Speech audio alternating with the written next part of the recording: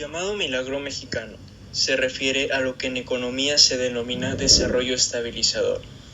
Para el caso de México, este abarcó desde 1946 hasta 1970.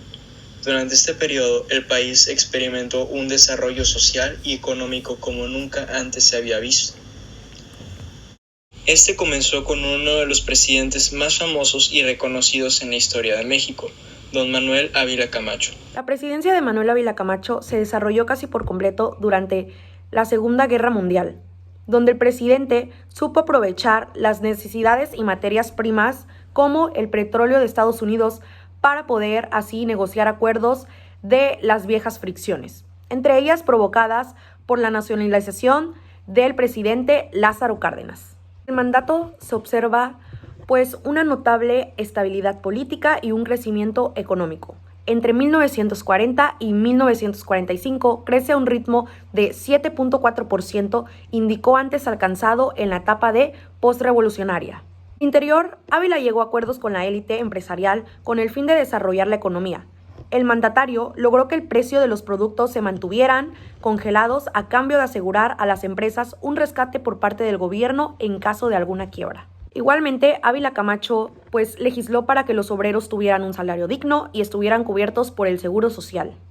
Entre otras obras públicas se construye el Centro Hospitalario 20 de Noviembre del ISSSTE y unidades habitacionales como el Conjunto Urbano Nonoalteco Tlatelolco o el Conjunto Habitacional Unidad de Independencia en la delegación Magdalena Contreras.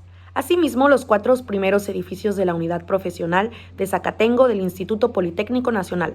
También se modernizan aeropuertos, redes telefónicas, telegráficas y de comunicaciones. El ferrocarril Chihuahua-Pacífico, que conecta con el norte del país con la costa del Pacífico, también fue interventor del Banco Nacional Obrero y desde 1933 hasta 1943. De fomento de los talleres gráficos de la nación y en 1962 inaugura la carretera México-Puebla, reduciendo las horas de 3 a 4 horas a solo 2 horas. El 27 de septiembre de 1960 se nacionaliza la industria eléctrica y es creada el organismo descentralizado denominado Compañía Mexicana de Luz y Fuerza o Compañía de Luz y Fuerza.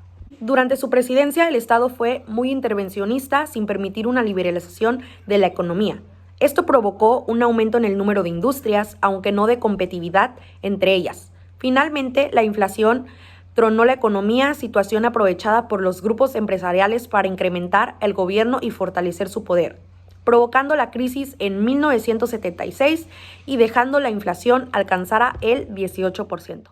Al término de su mandato, Manuel tenía que asegurarse de dejar a alguien capaz dentro del cargo.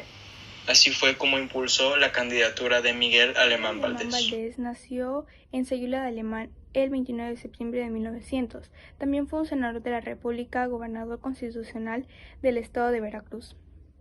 Se caracterizó por la creación de la ciudad universitaria y la industrialización de México y también fue un miembro de las academias de la lengua en México, de España, Colombia y Nicaragua. Las instituciones que él creó fue el Banco Nacional del Ejército y la Armada, la Comisión Nacional del Turismo, el Instituto Nacional de las Bellas Artes, entre otros. Algunas cosas que aportó a reforma el artículo 27 constitucional fue para permitir el amparo a los pequeños propietarios amenazados de expropiación de sus tierras. Impulsó la industrialización centrada en México y también el turismo en Acapulco. Propició la industria de la construcción. Algunos aspectos negativos de su gobierno fue el incremento de políticos que se hacían millonarios por los contratos que ganaban en el gobierno y también por la devaluación del peso.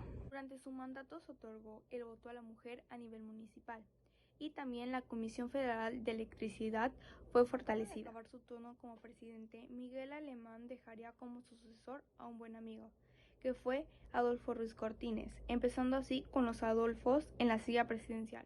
Luego de acabar su turno como presidente, Miguel Alemán dejaría como su sucesor a un buen amigo, Adolfo Ruiz Cortines. Adolfo Ruiz Cortines fue presidente de México del año 1952 hasta 1958.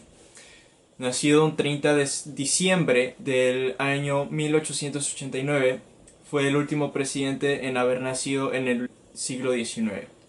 Durante su sexenio, Ruiz Cortines mantuvo un estilo de vida bastante austero, teniendo en su patrimonio en el banco unos $34,000, que serían más o menos unos 680,000 pesos actuales, además de una casa en Ciudad de México, un rancho en Veracruz y 2 autos, uno de la marca Lincoln, que era el de su uso personal, y el de su esposa. Esto lo podemos comparar con el presidente actual, quien presume tener un estilo de vida austero, y de hecho esta fue una de sus promesas de campaña: mantener los salarios de los funcionarios públicos más abajo, bajarles los salarios y mantener un estilo de vida austero, lo cual es una imitación a lo que hacía Ruiz Cortines atrás en su día. Durante su sexenio logró que la mujer en México tuviera voto en las elecciones presidenciales, además de resolver el problema agrario que surgió en el 58 y mantener un índice de ingreso per cápita bastante alto y subirlo como parte del milagro mexicano. Adolfo Ruiz dejaría en el poder a Adolfo López Mateos, el segundo y último Adolfo. Adolfo López Mateo fue un abogado y político mexicano que se desempeñó como presidente de México de 1958 a 1964. Su gobierno fue aceptado positivamente por los ciudadanos gracias a sus grandes aportaciones en el país y su interés por todo tipo de personas. Con sus decisiones logró el crecimiento industrial y económico de México en aquel momento, y fomentó la protección de los derechos sociales de los ciudadanos. Una de las aportaciones de Adolfo López Mateo que más resaltan fue la fundación del Instituto de Seguridad y Servicios Sociales de los Trabajadores al Servicio del Estado, el cual se creó con el objetivo de administrar y dar atención en salud pública. Igualmente, fundó el Instituto Nacional de Protección a la Infancia. El mismo Instituto Nacional de Protección a la Infancia también contribuyó en el sector educativo, pues que ofreció y garantizó la apertura de guarderías y jardín de niños, así como preescolares. Asimismo, con la creación de la Comisión Nacional de Libros de Texto Gratuito, se repartieron a las escuelas de educación básicas libros sin ningún costo para la formación educacional y ayuda de los maestros en los sectores y barrios más desfavorecidos. Último presidente de este periodo, Gustavo Díaz Ordaz, quien fuera sucesor de López Mateos, y uno de los más famosos y recordados de la historia del país, pero no por sus buenas acciones. Gustavo Díaz Ordaz, presidente de México entre 1964 y 1960, es uno de los presidentes más polémicos que existe. Adolfo López Mateos había conseguido que los Juegos Olímpicos se hicieran en México, en los de 1968. Estos Juegos Olímpicos caerían en manos de Díaz Ordaz. Díaz Ordaz en ese tiempo tenía un ejército que se encargaba que México se viera como un país primermundista, esto a causa de que México iba a ser el primer país de habla hispana en ser la sede de los Juegos Olímpicos. México venía del milagro mexicano, de todo el aumento económico de todos los presidentes, que ya habían hablado de eso, pero no era la utopía que tenía. En 1968 hubo un descontento social entre dos prepas de la Ciudad de México, que terminó en una riña contra la policía y hubo varios muertos. Tiempo después se dio una gran marcha que fue la noche de Tlatelolco, y pues ya todos sabemos qué pasó con la represión que él tenía para tener un buen país. Hizo que su idea fuera ir a matar a esos estudiantes.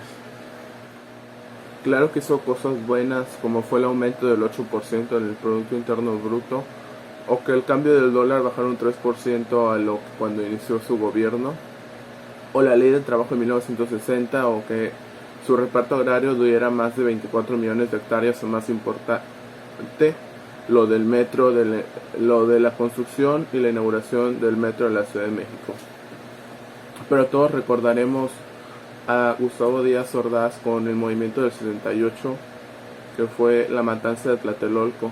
Este suceso en 2014 fue muy recordado ya gracias a la desaparición de los 43 de Ayotzinapa en el gobierno de Peña Nieto, que de igual modo surgió como una represión del gobierno para quedar bien con la gente, como lo fue en la Ayotzinapa, que los jóvenes iban a un evento del DIF en Iguala, lo cual al gobierno no le pareció porque siempre hacían un descontrol y solo iban a buscar los recursos para poder sustentar su pueblo.